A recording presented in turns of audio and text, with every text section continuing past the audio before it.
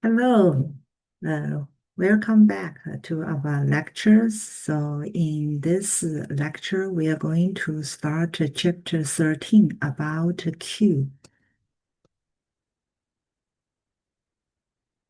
And the Q is also a data structure. So in this chapter, we are going to discuss what is a queue, okay?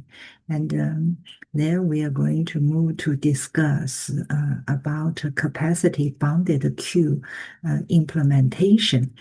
When we discuss the implementation, we are going to compare the implementation using a linear array versus using a circular array, okay? And then we are going to discuss about how to use queue in Java collections. Okay, so the first section is about the queue concept. So what is a queue? Okay, and if you recall in chapter 12, so in last chapter, we discussed the stack data structure. So it's abstract data type, okay, stack data structure. And if you recall, it's a linear connection, but it has a feature is you can only access at the top, okay? And so it has a feature, we call it LIFO. So last in, first out, okay? And the Q, yeah, similar. It's also a linear abstract data structure, data type, and it also represents an ordered collection of data items. But the difference between Q and stack is Q can be accessed at both ends. So here we mean the front end or and the back end. So it can be accessed front and back end, not like a stack only accessible at the top, okay, at one end, okay. And here we also mention it's ordered collection of data. So what does that mean? So for stack, because you only uh, access at both ends, front and back. So for stack, it maintain the feature is FIFO. So it's first in, first out order. Okay, so what does that mean? So that means when we add item, we add at back, okay? And when we remove item, we remove at front. And if you recall for stack, you add at top, and we remove also at top. And then for add at top, we call it push. For remove at top, we call it pop. Okay, so only access at the top at one end. And here for Q, it's both ends. Okay, so like in this diagram shows. So this diagram shows that Q abstract data type. So we have front, or we call it head, and we have the back, or you call it tail. Okay, so when we do add item, add a new item, we add at back. Okay, and there's a term for this operation, we call it in-queue. So in-queue is add an item at back, okay? When we do remove, we remove at front, okay? And there is a term for queue, remove at front, we call it DQ. So remove the frontmost item. So that's why we call it FIFO. So first in, and first out, okay, because it's a follow the order of you add at back and remove at front. And queue applications, and if you recall, like a grocery store customer service line, that's a first in, first out order. So if we want to do some simulation, we can use queue. And for computer input and output buffer, it also follow five first in, first out. So we can write it, apply like a queue concept to implement printing task, etc. Queue and the CPU scheduling can also be used with queue. So this is a concept for queue. So keep that in mind. The feature is 5. Okay, first in, first out, and access at both ends. In queue at back and DQ at front. So this is a general concept regarding queue.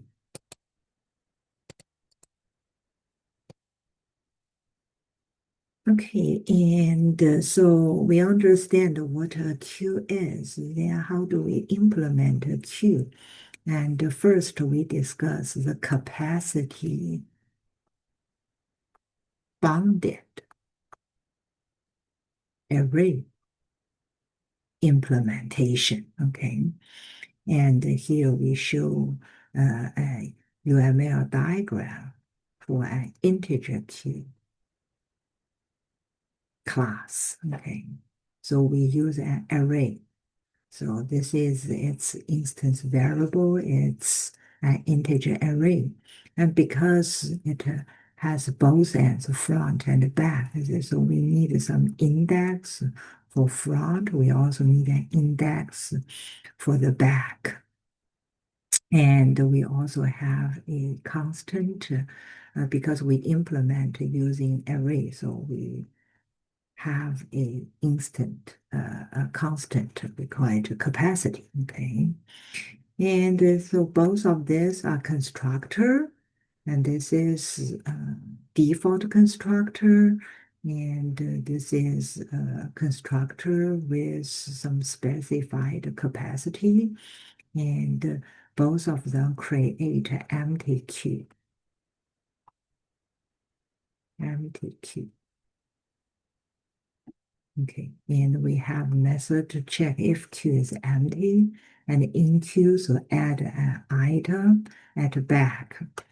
DQ, let's remove an item from front. At the same time, also return the item. So pick is just to retrieve the front item, okay? And toString just try to get off the item from the queue one by one, okay, from the string, from the queue, and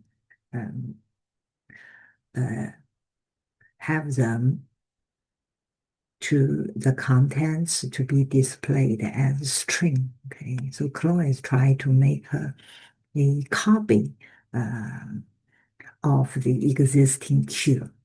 So this is the implementation using array, the general idea. Okay, so UML diagram for the queue class. And then next, let's see, how do we implement that? Okay, the first very straightforward way is you can use a linear array to implement it. So here we give a diagram to show the idea, okay? Suppose we have an array, and this array's size is 5. So array size is 5, okay?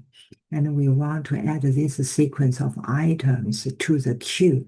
If you recall, so the queue class has an array, as instance variable. It has front items index, and we also have an index to indicate the queue's back end. Okay. So initially, it's always an empty queue. Then when it is an empty queue, so both the front index and the back index are 0.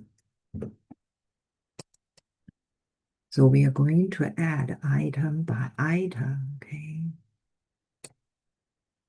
We can take a look how it works.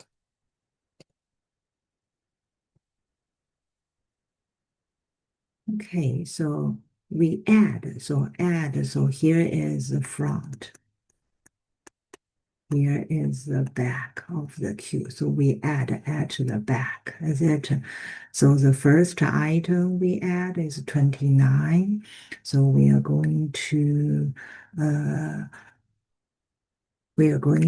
assign it to the sub-0 index, the array. So basically it's ARR sub-0 is going to be 29. Is it? And this index is going to be 0. And at the same time, we need to increment this back index by 1. Okay, so it's IDX tail. Then needed to be plus plus. Is it? Change it to 1. And from this operation, then we can see basically the back index doesn't point to the index of the last item. It points to the next available empty slot after the last item. So be careful, okay? It pointed to the one that empty one. Point to the empty one, okay? So each time when we add an item, so like then we added 51, this ARR sub 1, then it's going, because this IDX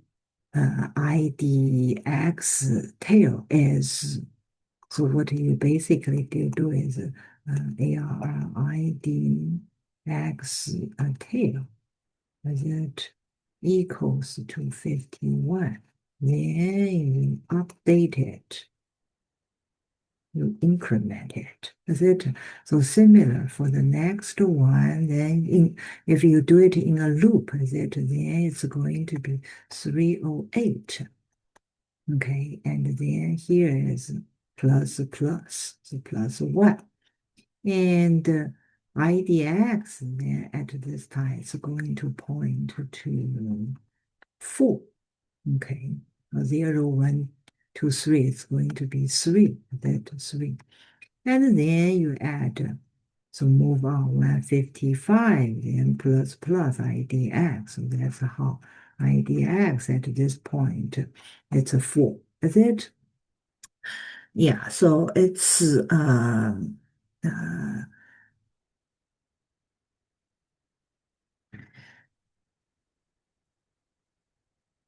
so this is at the index. So ARR sub 4 is 155. But after that, we increment the tail index by 1. So that's how it changes to 5. Okay. But at this point, the array already reached its capacity.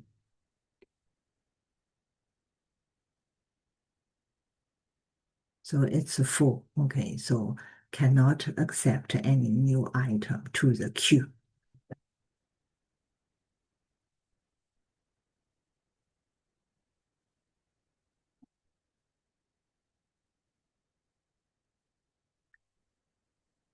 So we already see how we add a new item, okay?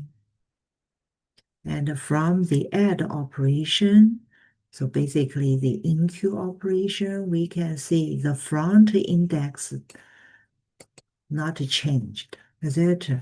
So when we do in-queue,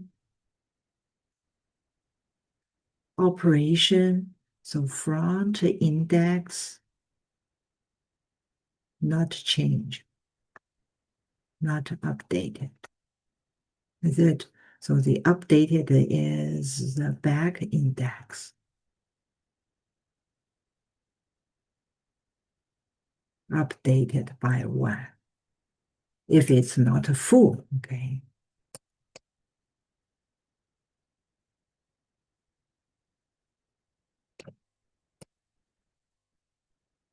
Okay, then let's see. When we remove, so we call it DQ, that remove at front, add at back, remove at front. Okay, so with a linear array implementation, after we remove 29, then we are going to left shift each of the following item. Okay, so at the same time, then of course, the back index also updated. So each time, if you do remove at the front, then we need to do left shift all of the remaining items. Okay, so basically then in this implementation, then the front index will always stay at the first element location in the array. So the front index basically will not change, okay, but of the other elements in the queue will be left shift. So that's this scenario. And then we will see.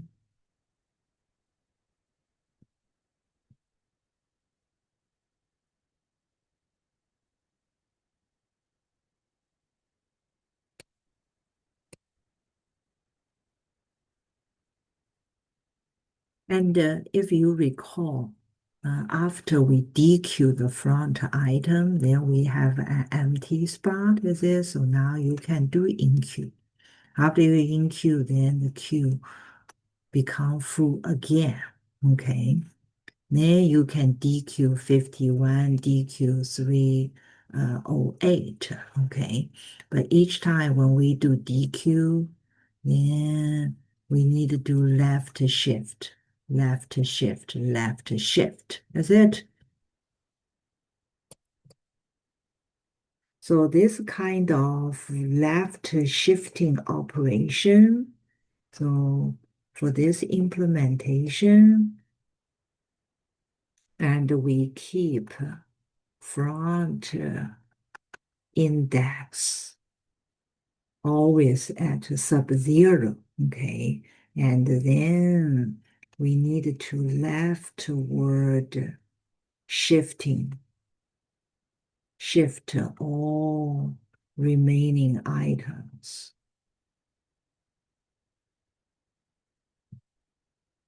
So that involves too many left shifting. So it's not going to be a good implementation, okay? Too much. If you think about if you have an array that's the size is very large, like 10,000, then each time if you want to do the DQ, then it involves shifting. So that's not going to be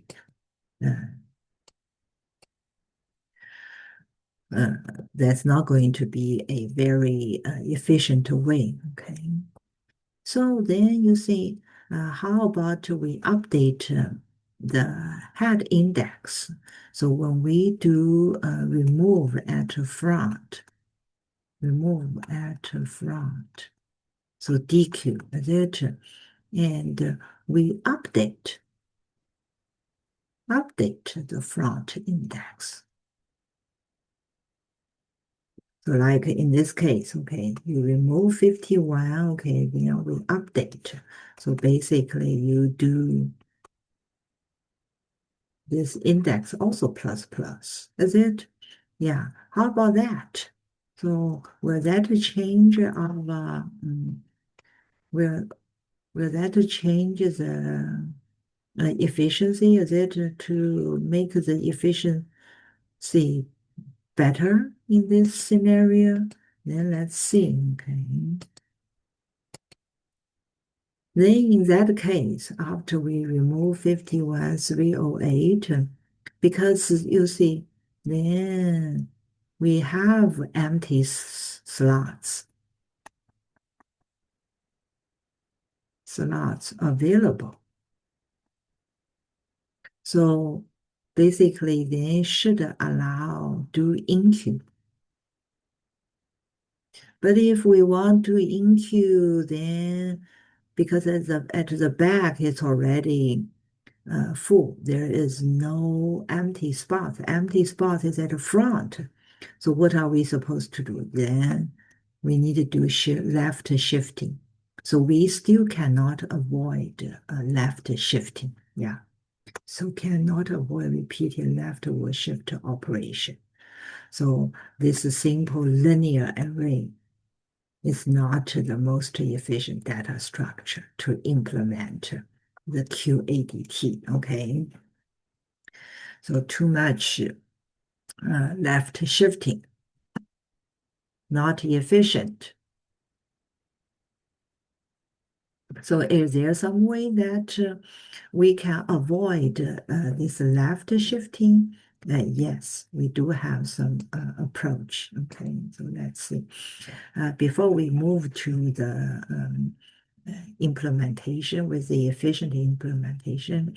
So the break, we have a short break here. Okay, so this is a national park, and it has a very nice sand dunes.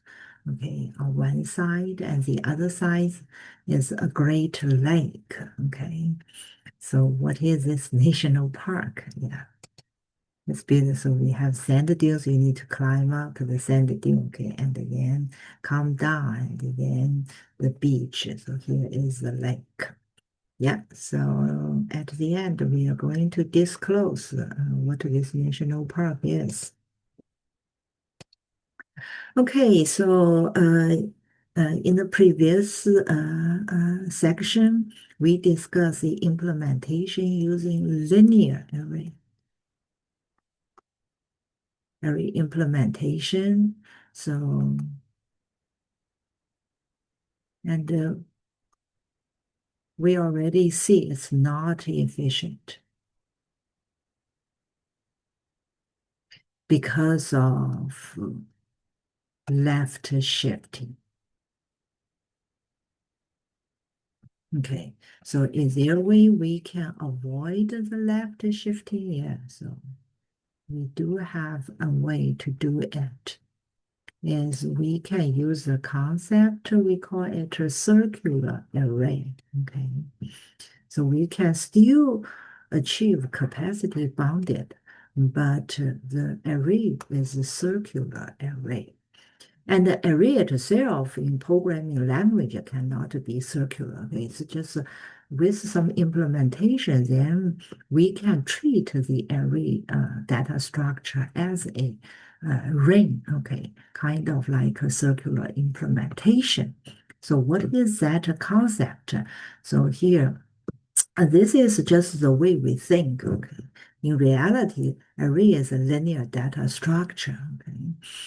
So here the idea is, the circular array idea is, it is a ring that connects end to end.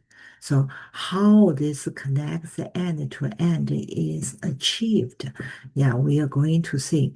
It involves a magic operation, okay? And it says so that the first element can start anywhere on the ring. So it's not required the first element always start at sub-zero, okay? And also the other items can follow going around the ring. So it can start anywhere. So that because it can start anywhere, so it can help us to avoid the shifting operation. Okay. And for circular array, when we implement Q using it, then using circular array, then the size of the circular array needed to be one larger, be careful, one larger than the capacity of the Q. Okay, so we need to keep this. We must have one larger than the capacity of the Q. And it's similar, okay? So we set both the front index and back index at sub-zero when Q is empty. Q is initiated as empty. Q. Okay, then both index start at 0, okay? And then we can add items. So let's see how it works. Okay. How do we achieve this end to end, back to back? Okay. And the front item can start anywhere in this ring. How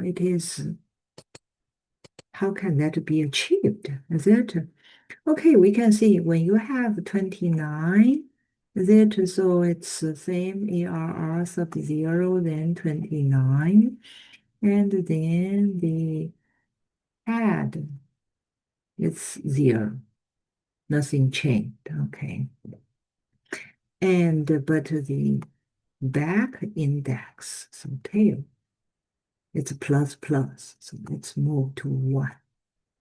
And next we have 51. When we have 51, the front index will not change, stay here, is it? But the back index, it's plus plus. So from here to the 51, it's the IDX is going to be plus plus. So plus plus, so then it's changed to 2. And that's how it comes here, is it? And then when you add 308, okay, and then it's the IDX is going to be plus plus, so it's changed to 3. So that's back index, okay? And then you add 65. So the back index, then it's going to be changed to full, is it? And then when we add 155, then the back index is going to be changed to 5, okay? So now this Q is full. Q is full. Okay, Q is full. We cannot add any more, okay? So basically, when we have circular array, then we can see when we write code, nothing changed. It's still when we do enqueue, you assign item to the slot that's the first available one after the last item, okay? Then we update the back index, increment by 1. But here we also going to module capacity, okay? So module the length of the array. So in this case, 1, 2, 3, 4, 5, 6. So module 6 in this case. Because you module 6, so no matter what the number, any integer number, you module 6, then it's a remainder will always be 0, 1, 2, 3, 4, 5. So it will not go beyond this 6 number. It will always be one of it, okay? So that's the nice thing. That's why we are going to see we don't need to do shifting, is it? So now let's see, we want to remove 29, is it? So you can remove 29. So then the IDX hat is going to change it to 1, is it? So plus plus is changed to 1. And then you can remove 51. With a plus plus, then it's changed to 2. Is it? So IDX point to the next one. So now you see, if we want to add more item, is it? Suppose we want to add 201. After we add 201, then what's going to happen is the ARR. So tail. The tail is what? In this case, 5. Okay, it's 201. Then what you do, you update is IDX tail is what? Is 5 plus 1. Then you module 6. What is 0? That's how you IDX tail. It's pointed to this one, empty one. Is it? So that's why over here you can see there is no shifting needed. Is it? Because the front index just keep going and the back index, it's just look for the next available free one. Is it? So the next, so now suppose we want to add one, we want to add 202 to this one. Is it? Then what's going to do is IDX tail is 0, is it? So you just get it as 202. Then that IDX tail is going to be what? It's going to be the previous one plus 1. Previous one, it's 0, is it? So it's going to be 0 plus 1, so it's 1 module 6. What do we get? We get 1. Is it? Yeah, so it's get to the next available free one. Okay, so that's how we can go ahead to do like this. So this is the concept of circular array. So the core concept for circular array is to use this module operation. Okay, and the module operation, then it will always bring whatever the size of your array is it back to the like sub-0, sub-1, sub-2, something like that. So we'll never go beyond, so that we also don't need to worry shifting, okay, do the left shifting. So with this module operation, then we can avoid the left shifting. So no left shifting involved. So this is the concept, okay, about a circular array. And basically we can also see that so for the Q, then it's an empty condition in this circular array implementation. It's what? It's front index, we call it a head. It's going to be equal with the tail index, okay? And for the full condition, what it is, it's a front index will be equal to the tail index plus 1, but module the size.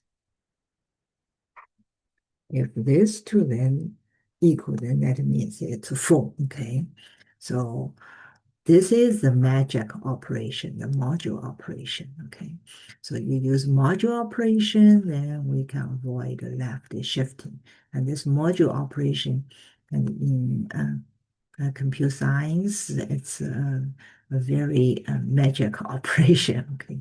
A lot of places you can go ahead to use this concept. Okay, that's about the circular array. implementation concept. Okay.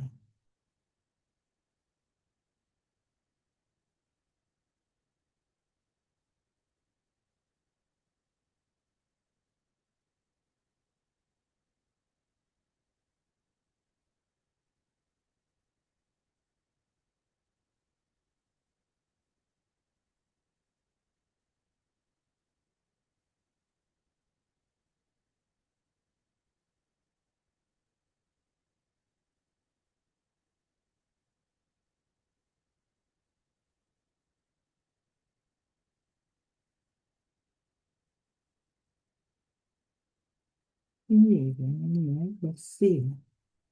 Yeah, so I already explained the concept in the previous slide. Well, let's keep moving. Okay, so that's about the capacity bounded queue implementation for the second section. Okay. And in the third section, it's about Java collections queue. Okay. So in Java collection, the queue is an interface. Be careful. It's not an array. It's not a class. Okay. It's an interface. But then you may ask if it's an interface, when we wanted to create a queue application, we need to create a queue instance. Is it?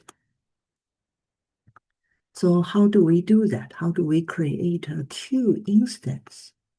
Now we are going to discuss that later on. Okay, but anyway, in Java, the queue is implemented as interface, but we have some concrete class, okay, that's implement this interface. So then you can use that concrete class, whatever concrete that implement this queue interface, then to create the queue instance.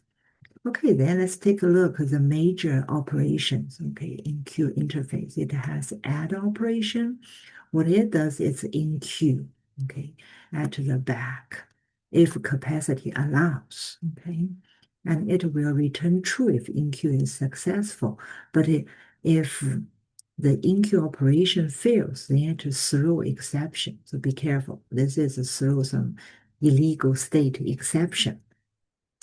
And we have a pair of in-queue operations. The second one in queue interface, Java collection is called offer. Okay, so it's an alternate method for in-queue. So what the difference between add and offer is, for offer, if it fails, it return